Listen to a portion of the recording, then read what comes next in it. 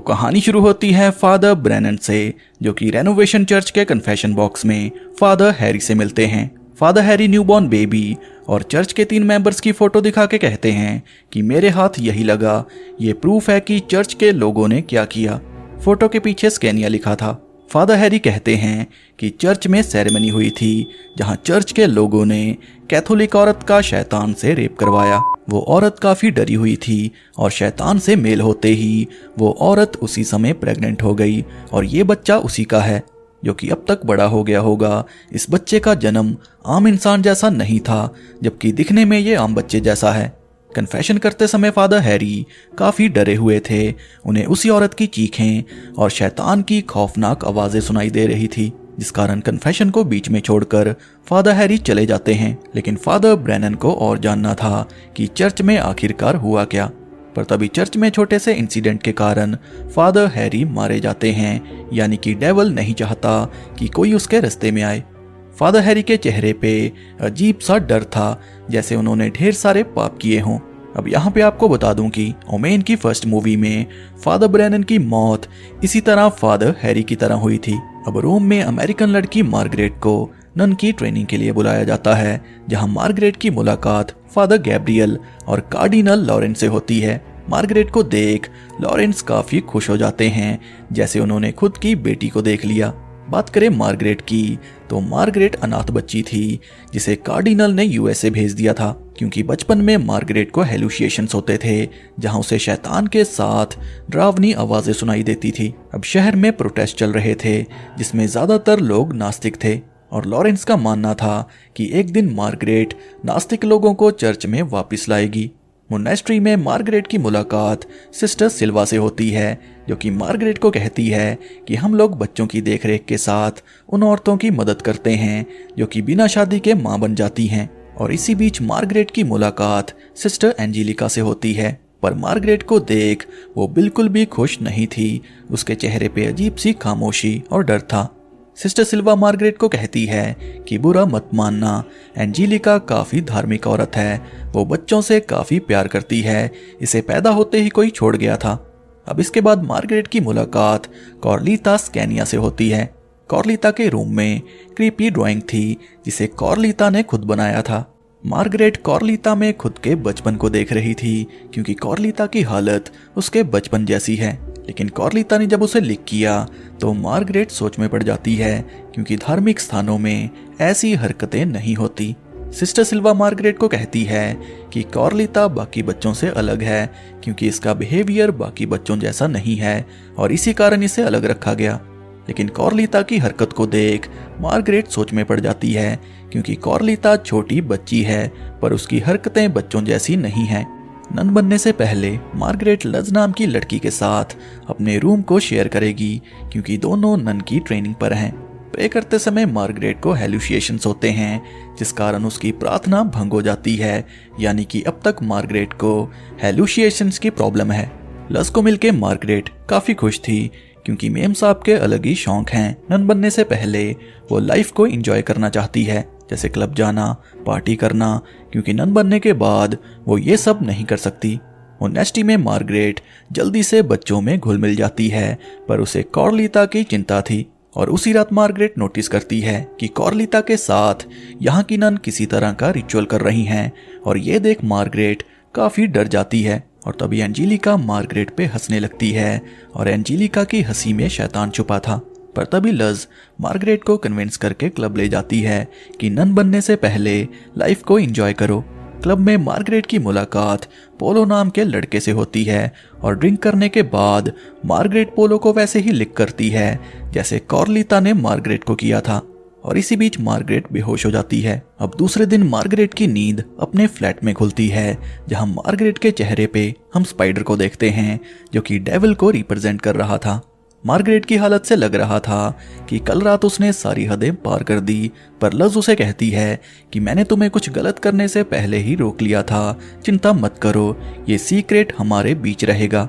ये जानने के बाद मार्गरेट गॉड से माफी मांगती है, पर उसे डीमन की आवाजें परेशान कर रही थी। मन को शांत करने के लिए मार्गरेट मोनेस्ट्री से बाहर आ जाती है, जहां उसकी मुलाकात फादर ब्रेनन से होती है।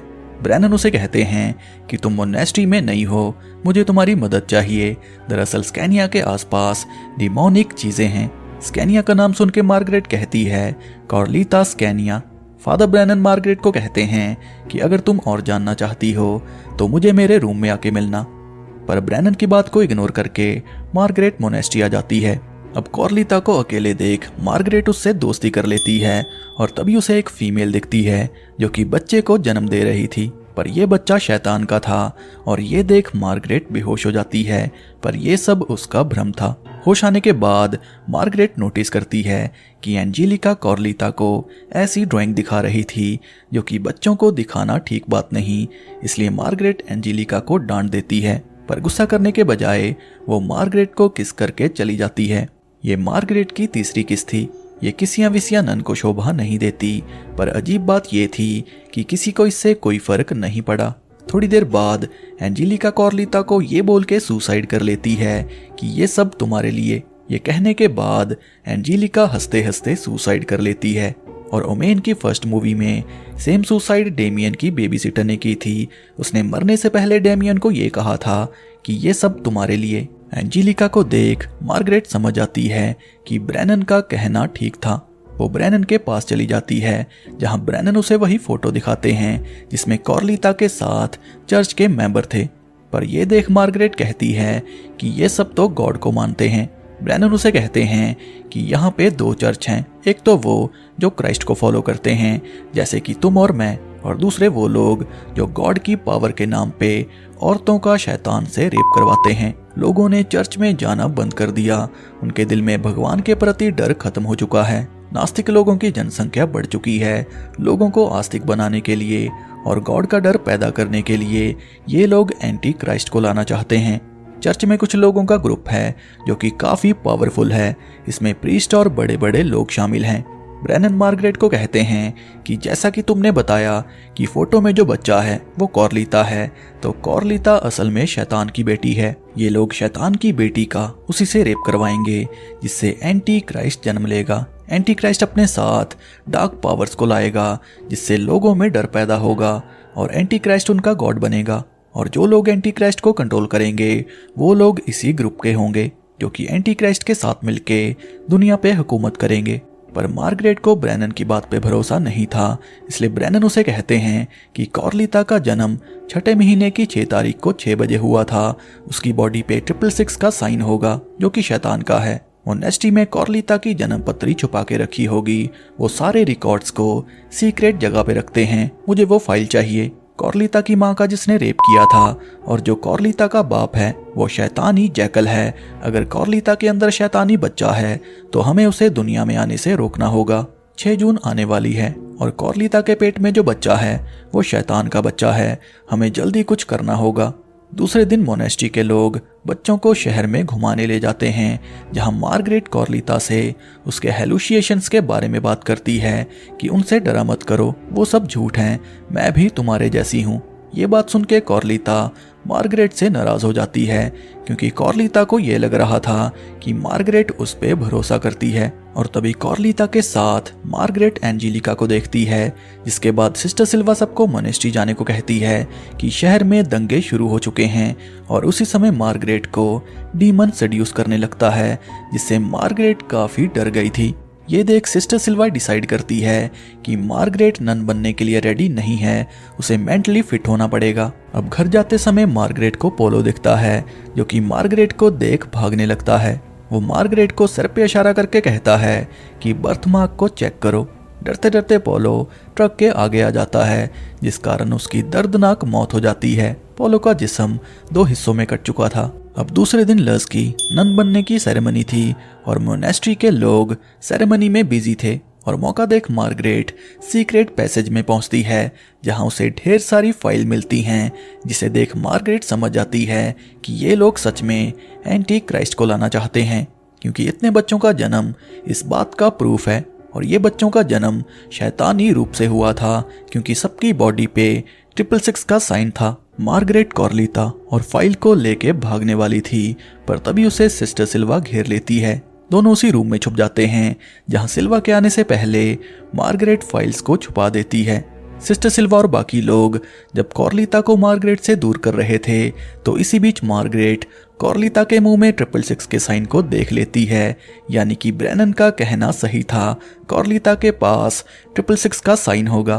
पहले तो मार्गरेट ने ब्रेनन का भरोसा नहीं किया, लेकिन साइन को देख मार्गरेट को भरोसा हो गया।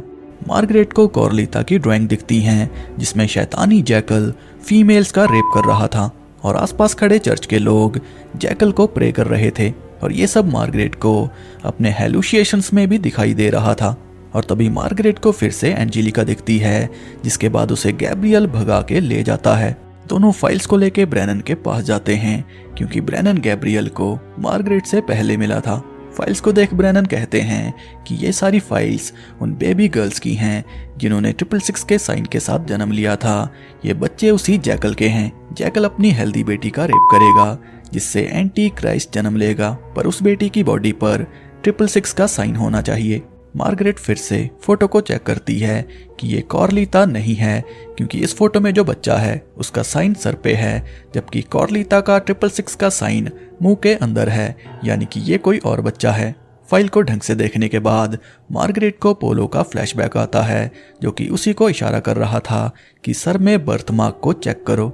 अब इसके बाद मार्गरेट को उसी रात की यादें वापस आ जाती हैं जब उसने लज के साथ बार में ड्रिंक करी थी। दरअसल उस रात ड्रिंक करने के बाद मार्गरेट बेहोश हो गई थी, जिसके बाद मोनेस्ट्री के लोगों ने जैकल से मार्गरेट का रेप करवाया, यानी कि मार्गरेट को जो हेलुसिएशंस हो रहे थे वो असल में सच्चाई थी और फोटो वाली लड़की कोई और नहीं बल्कि मार्गरेट खुद है।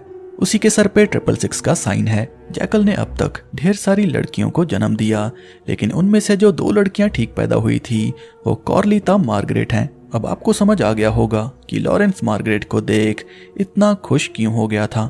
ये लोग इसी समय का इंतजार कर रहे थे। मार्गरेट के मार्क को देख ब्रेनन उसे कहता है कि कॉर्लिता छोटी बच्ची है, इसलिए चर्च वालों ने मार्गरेट को बुलाया। कॉर्लिता को कोई खतरा नहीं, हमें जान बचानी होगी मार्गरेट की, क्योंकि आज 6 जून की मिडनाइट है। वो लोग मार्गरेट के लिए आते होंगे। ब्रेनन मार्गरेट को अबॉर्शन क्लिनिक लेके जा रहे थे, पर रास्ते में कार का एक्सीडेंट हो जाता है। गैब्रियल मर चुका था और ब्रेनन बेहोश थे।